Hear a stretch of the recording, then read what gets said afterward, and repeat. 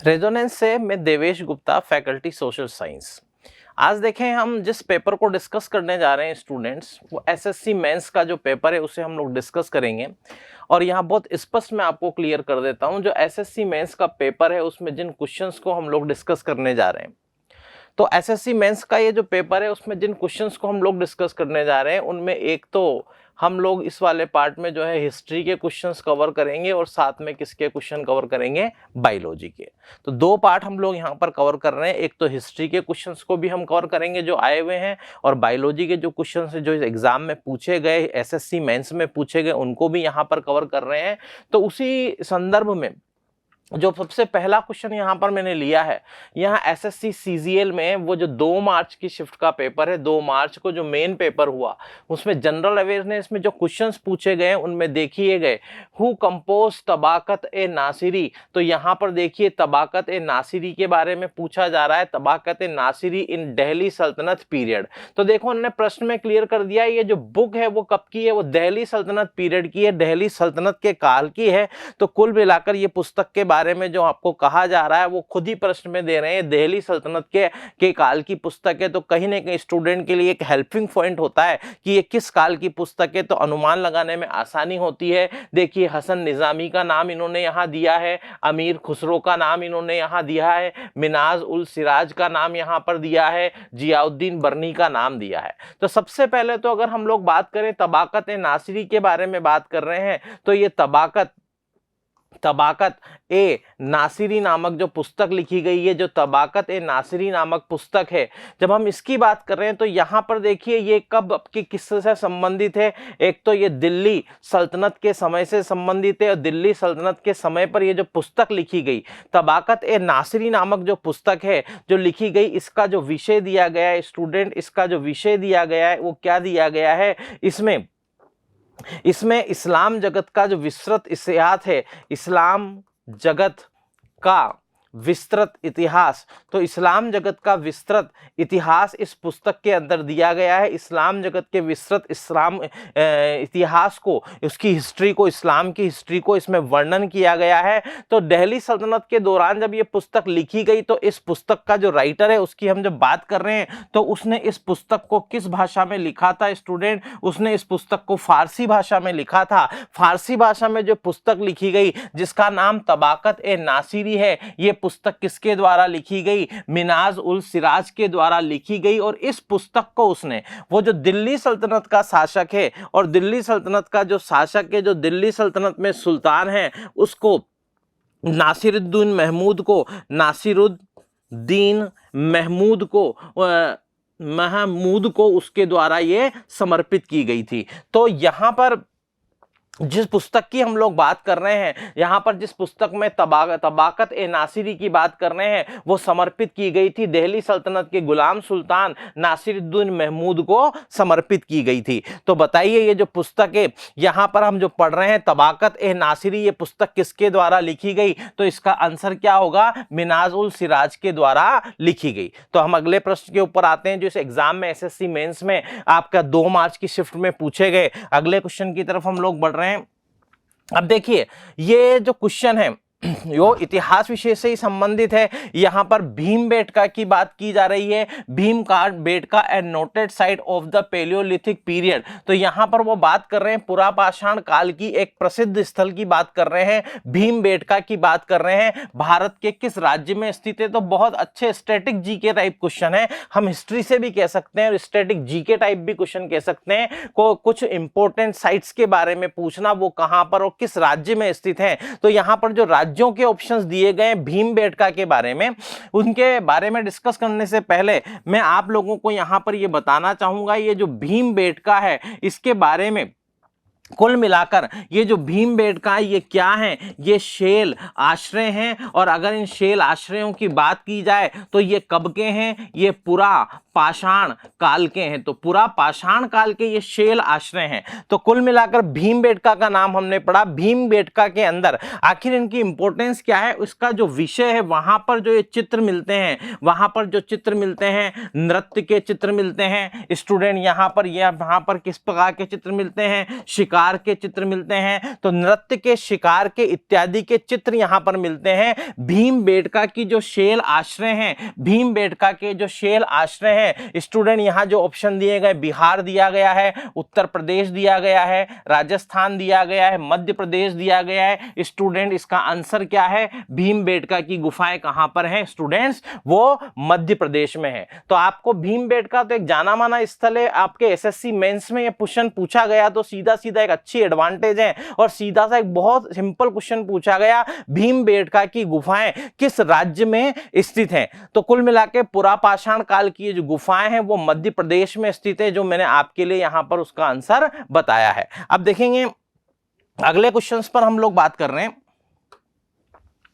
कि यहां पर कहा जा रहा है the act that is known as Morley Minto reform, Morley Minto सुधार के नाम से जिसे जाना जाता है, यहां लिखा है वह कौन सा अधिनियम है जिसे मार्लो मिंटो सुधार के नाम से जाना जाता है। तो यहां पर उसके बारे में पूछा गया। Government of India act, Indian government act के बारे में कहा गया, 1935 का ऑप्शन दिया गया है। इंडियन काउंसिल एक्ट 909 का ऑप्शन दिया गया है। भारतीय परिषद अधिनियम 1909 का जो ऑप्शन दिया गया है। इसके अलावा रोलेट एक्ट, याद रखें इसी को तो इंडियन हिस्ट्री के अंदर क्या कहा जाता था, इसी को ब्लैक बिल कहा गया है। तो 13 अप्रैल 1919 को ये जो बिल लाया गया रोलेट एक्ट और सिडनी रोलेट की अध्यक्षता में लाया गया, 1919 के रोलेट एक्ट की बात की गई है। इसके अलावा इंडियन गवर्नमेंट एक्ट, भारत शासन अधिनियम 1912 की बात की गई है। अब देखें यहां पर मोर्ले मिंटो की बात की जाती है, मोर्ले मिंटो की बात की जाती है। तो मोर्ले कौन है, मोर्ले तो भारत सचिव का नाम है, भारत के जो सेक्रेटरी थे उनका नाम दिया गया।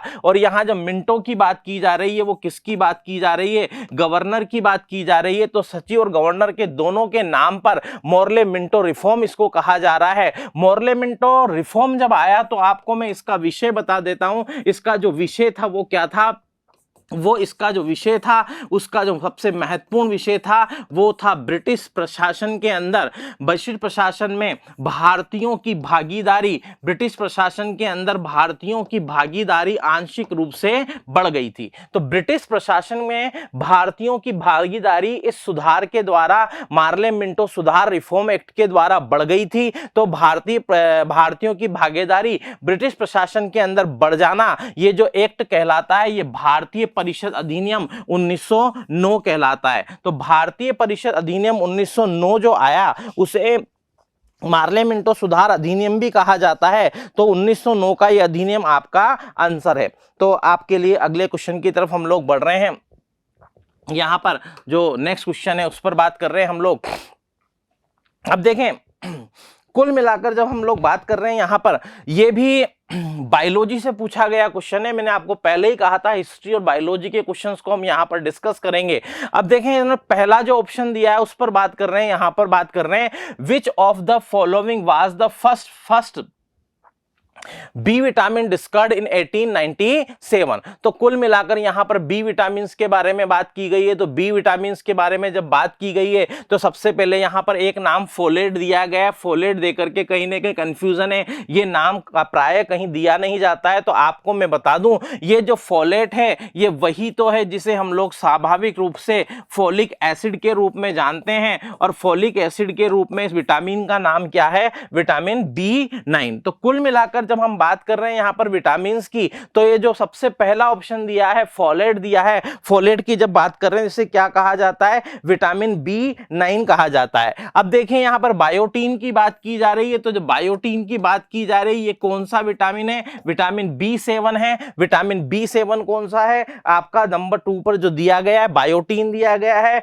और राइबोफ्लेविन की बात की जाए तो ये क्या है, विटामिन B2 का नाम है। तो विटामिन B2 का नाम राइबोफ्लेविन है। इसी के अलावा थाइमीन की बात की जाए तो ये कौन सा विटामिन है, ये थाइमीन कौन सा विटामिन है, विटामिन B1 का नाम है। तो B1 का रासायनिक नाम आपको मिल गया, थाइमीन कहलाता है। विटामिन B2 को राइबोफ्लेविन कहते हैं, बायोटीन विटामिन B7 को कहते हैं। फोलेट की जब बात की जाती है, विटामिन B9 का रासायनिक नाम है। तो यहां पर हमने रासायनिक नामों के संदर्भ में उनकी चर्चा कर ली है। सीधा सीधा मेमोरी बेस्ड क्वेश्चन है, कुल मिलाकर अगर आपको याद है तो आप कर पाएंगे, और नहीं है तो कोई और तरीका इसमें नहीं है कि उसको सोल्व किया जा सके। अपने आप में कठिन क्वेश्चन ही मैं इसको मानूंगा, क्योंकि कौन सा विटामिन किस सन में खोजा गया, ये जो है आसानी से याद रहने वाला विषय भी नहीं है, आसानी से इसको याद रखना भी मुश्किल होता है। तो कुल मिलाकर 1897 में कौन सा विटामिन बी सबसे पहले खोजा गया, तो आपका जो आंसर है 1897 में जो सबसे पहले विटामिन खोजा गया था, बी विटामिन खोजा गया था, वो कौन सा था, थाइमीन था। तो स्टूडेंट्स हम लोगों ने जो आंसर देखा वो 1897 में खोजा गया सबसे पहला बी विटामिन कौन सा था, थाइमीन था। ये आप लोग टिक कर लीजिएगा। तो हम नेक्स्ट क्वेश्चन की तरफ बढ़ते हैं स्टूडेंट। अगले पर जब हम लोग बात कर रहे हैं तो यहां पर देखेंगे क्वेश्चंस में, यहां पर स्टेटमेंट के ऊपर बेस्ड क्वेश्चन पूछा गया है। स्टेटमेंट के ऊपर जो क्वेश्चन पूछा गया है, यहां पर देखेंगे Which of following options is correct regarding sexually transmitted disease। तो STD के बारे में फुल फॉर्म उन्होंने दे दी है। यहां पर यौन संबंधों के द्वारा या संक्रमण के द्वारा जो रोग आगे की ओर फैलते हैं उनके बारे में बात की गई है, STD के बारे में बात की गई है, सेक्सुअली ट्रांसमिटेड डिजीज के बारे में बात की गई है। तो वो कह रहे हैं कि उसके बारे में कौन सा स्टेटमेंट सही है। स्टेटमेंट ए दिया गया है, स्टेटमेंट ए के बाद यहां पर स्टेटमेंट बी दिया गया है। Sexually transmitted disease STDs are infection transmitted from an infected person to a uninfected person through sexual contact। तो वो क्या कह रहे हैं, पहला कह रहे हैं कि भाई जो व्यक्ति ऐसा संक्रमित व्यक्ति है जो STD से संक्रमित है, यौन संचारित रोग से मान लो कोई संक्रमित व्यक्ति है और किसी असंक्रमित व्यक्ति में यौन संपर्क के माध्यम से संचारित होने वाला संक्रमण है। तो स्वाभाविक सी बात है, पहले स्टेटमेंट की जब बात की जा रही है तो उसमें बिल्कुल स्वाभाविक सी बात है, एक स्वस्थ व्यक्ति के अंदर जिसमें वो रोग नहीं हो, यौन संपर्क के माध्यम से जो वो रोग फैल रहा है वो यौन STD कहला रहा है, STD रोग कहलाता है। बिल्कुल पहला कथन कैसा है, बिल्कुल सही कथन है। अगले कथन पर बात कर रहे हैं, यहां पर कथन स्टेटमेंट बी है। ये स्टेटमेंट बी की जब बात की जाती है तो HIV की बात की गई है, यहां पर HPV की बात की गई है, हेपेटाइटिस बी की बात की गई है। These are viral infection, hepatitis B की बात की जाती है। तो ये किसका इन्फेक्शन है, लीवर का इन्फेक्शन है। तो लीवर में अगर वायरस का इन्फेक्शन हो जाए तो उसे हेपेटाइटिस बी कहा जाता है। तो कुल मिलाकर हेपेटाइटिस बी की वो बात कर रहे हैं। इसके अलावा HIV की बात कर रहे हैं, human immuno deficiency virus. HIV का फुल फॉर्म क्या है, human immuno immuno deficiency virus की जब बात कर रहे हैं तो यहां पर HIV है। इसके अलावा यहां पर बात कर रहे हैं तो हम ये कौन सा है, ये है ह्यूमन पेपिलोमा वायरस। तो ये क्या है, ह्यूमन पेपिलोमा वायरस। इसके अलावा ये क्या है, हेपेटाइटिस बी है। ये कह रहे हैं ये STD के लिए जिम्मेदार हैं। तो बिल्कुल स्वाभाविक सी रोग यौन संपर्कों के द्वारा फैलने वाले रोग हैं, STD हैं, सेक्सुअली ट्रांसमिटेड डिजीज ये हैं। तो स्टेटमेंट 2 की बात की जाए तो वो भी कैसा कथन है, वो भी सही कथन है। तो A और B दोनों गलत हैं, ये तो हो नहीं सकता। इसके अलावा कथन B सही है, केवल कथन B सही है। तो B सही तो है लेकिन केवल बी सही नहीं है, कथन ए और बी दोनों सही हैं। आपका आंसर क्या होगा, डी में दे रखा है केवल कथन ए सही है, तो दोनों ही स्टेटमेंट सही हैं। आपका आंसर क्या हो जाएगा, यहां पर आंसर सी हो जाएगा। तो यहां पर स्टेटमेंट दोनों ही सही है, दोनों के बारे में आपको मैंने यहां क्लियर कर दिया है, दोनों स्टेटमेंट सही है। अगले ऑप्शन की तरफ हम लोग बढ़ रहे हैं स्टूडेंट।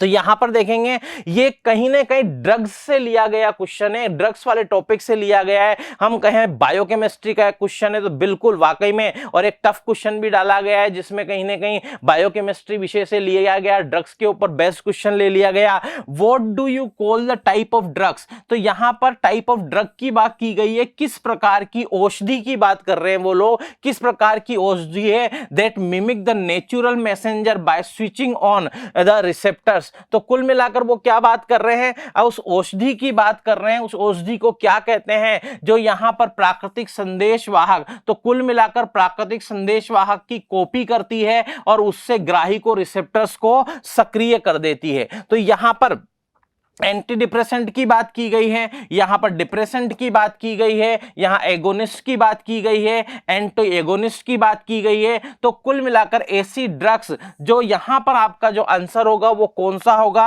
अगर हम इसके आंसर की बात करें तो इन ड्रग्स को एगोनिस्ट कहते हैं। और कुल मिलाकर जब नेचुरल मैसेंजर हैं, हम जब बात कर रहे हैं यहां पर प्राकृतिक संदेशवाहकों की बात कर रहे हैं, संदेशवाहकों, प्राकृतिक संदेशवाहकों की जब कमी होती है तो ये क्या करती है, ये प्राकृतिक संदेशवाहकों की कॉपी करती है और रिसेप्टर्स को एक्टिव कर देती है। तो रिसेप्टर्स को एक्टिव कब करती है, जब नेचुरल मैसेंजर्स की कमी होती है। तो नेचुरल मैसेंजर्स की कमी होने पर एगोनिस्ट का जो कार्य है वो आपको मैंने बताया। ऐसी ड्रग्स को क्या कहा जाता है, एगोनिस्ट कहा जाता है। तो आपका आंसर क्या हो जाएगा, एगोनिस्ट। तो बायोकेमिस्ट्री में इसे समझ लीजिए। और ये क्वेश्चन पूछा गया जो ड्रग्स के ऊपर बेस्ड था, जो हम लोगों ने यहां पर डिस्कस किया है। अगले क्वेश्चन की तरफ बढ़ रहे हैं। यहां पर देखें, ये फिर एक और आपका बायोलॉजी का क्वेश्चन है। बायोलॉजी के क्वेश्चंस में निम्नलिखित में से किस विटामिन की कमी से घावों से अत्यधिक रक्तस्राव होता है। तो कुल मिलाकर एसएससी प्री लेवल का क्वेश्चन है, देखा जाए तो ये वहां पर भी कई बार अच्छे से क्वेश्चंस में पूछा जाता है। एक जनरल क्वेश्चन है जो पूछा गया है। हम लोग जब इंट्रोडक्शन लेते हैं, विटामिन के बारे में पढ़ते हैं, विटामिन की बात की जाए, विटामिन के की जब बात की जा रही है तो विटामिन के का जो रासायनिक नाम है वो क्या होता है, इसका जो रासायनिक नाम होता है वो क्या होता है, नेफ्थोक्विनोन होता है। नेफ्थोक्विनोन विटामिन के की बात की जाए, मानव में रक्त का थक्का बनने में लगभग कितना समय लगता है, 6 मिनट लगते हैं। और मानव में जो रक्त का थक्का बनता है स्टूडेंट, उसके अंदर कितने फैक्टर रिस्पॉन्सिबल होते हैं, तो 13 फैक्टर रिस्पॉन्सिबल होते हैं। 13 फैक्टर जो रिस्पॉन्सिबल हैं उनमें एक फैक्टर कौन सा रिस्पॉन्सिबल होता है, विटामिन के रिस्पॉन्सिबल होता है। विटामिन डी की बात की, विटामिन ई की, विटामिन ए की बात कर रहे हैं, आपका जो आंसर है वो नेफ्थोक्विनोन है, जिसे क्या कहा जाता है, जिसे विटामिन के कहा जाता है। यहां पर देखी जाए और जो नाम दिए हैं वो रेटिनोल के बारे में दिया है। इसी के अलावा इसे क्या कहते हैं, टोकोफेरोल कहते हैं, टोकोफेरोल की बात की गई है। इसके अलावा यहां पर क्या कहा जाता है, इसे भी कहा जाता है कैल्सीफेरोल कहा जाता है। कैल्सीफेरोल का ऑप्शन दिया गया है। तो कुल मिलाकर विद इन 6 मिनट नेफ्थोक्विनोन विटामिन के ब्लड की क्लोटिंग के लिए रिस्पॉन्सिबल होता है, जो क्वेश्चन आपका दिया गया है। तो हिस्ट्री और बायोलॉजी की मिलाकर लगभग 8 क्वेश्चन आपके जो यहां दिए गए थे उनको डिस्कस किया है, उनको सोल्व कर लिया है हम लोगों ने, जो आपके लिए आगामी परीक्षाओं में भी हेल्पफुल बने रहेंगे। Thank you.